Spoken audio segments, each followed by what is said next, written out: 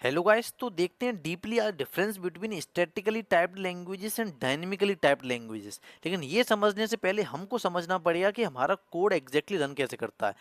तो आज भी मशीन यानी कंप्यूटर केवल जीरो और वन की लैंग्वेज ही समझता है, यानी जिसको बाइनरी कोड बोलते हैं। लेकिन हमारे लिए कोडिंग करना या बड़े बड़े एप्लीकेशन का कोड जीरो और वन के टर्म्स में लिखना इम्पॉसिबल है। इसलिए प्रोग्रामिंग लैंग्वेज बनाई गई जिसका अपना ह्यूमन रीडेबल कोड होता है। तो एग्जैक्टली हर प्रोग्रामिंग लैंग्वेज का अपना एक कंपाइलर होता है। तो वो पूरे उस कोड को, जो ह्यूमन रीडेबल कोड होता है, उसको बाइनरी कोड यानी जीरो और वन की लैंग्वेज में कन्वर्ट करता है, ताकि डिवाइस यानी कंप्यूटर उसको पढ़ पाए। फिर जब पूरा कोड एक बार जीरो और वन के टर्म्स में यानी बाइनरी कोड में कन्वर्ट हो जाता है, तब इंटरप्रेटर उसे लाइन बाय लाइन पढ़ता है और एग्जीक्यूट करके रन करता है, और वो आउटपुट दिखाता है जो हमने चाहते हैं और जिसके लिए हमने वो कोड लिखा है। तो एग्जैक्टली कोड हमेशा दो फेजेस में रन करता है। पहले पूरा कोड कंपाइल होता है और पूरा कोड उसके बाद लाइन बाय लाइन एग्जीक्यूट होता है। तो अब स्टैटिकली टाइप्ड लैंग्वेजेस जैसे Java, C plus plus, C sharp, इसमें क्या होता है, कोई भी वेरिएबल है, उसका डेटा टाइप हमको कंपाइल टाइम पे ही डिसाइड करना पड़ेगा। रन टाइम पे डिसाइड वो नहीं होगा, उससे पहले ही डिसाइड होगा। जैसे यहाँ पे मैंने इंटीजर माना है ए, जिसकी वैल्यू 59 है, लेकिन मैंने यहाँ पे इसको स्ट्रिंग माना है। तो अगर यहाँ पे एरर आया, जो कि आएगा क्योंकि मैंने यहाँ पे स्ट्रिंग में एक इंटीजर को ऐड करने की कोशिश की है, जो कि एरर देगा।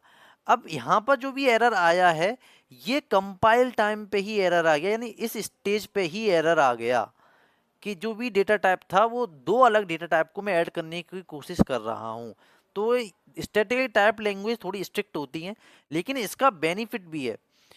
कोड पूरा बाइनरी कोड में कन्वर्ट होने से पहले ही हमारे पास एरर मिल जाएगा।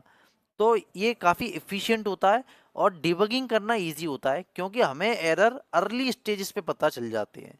लेकिन अगर यही डायनेमिकली टाइप्ड लैंग्वेजेस होती, जैसे कि पाइथन या जावास्क्रिप्ट, तो इसमें पूरा कोड एक और बाइनरी लैंग्वेज में कन्वर्ट हो जाता, यानी बाइनरी कोड में कन्वर्ट हो जाता।